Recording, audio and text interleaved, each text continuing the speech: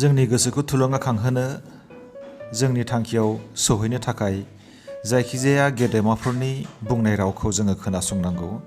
जायखिजाया आफादफोरनि बुंनाय रावखौ जोङो गोसोआव लानांगौ।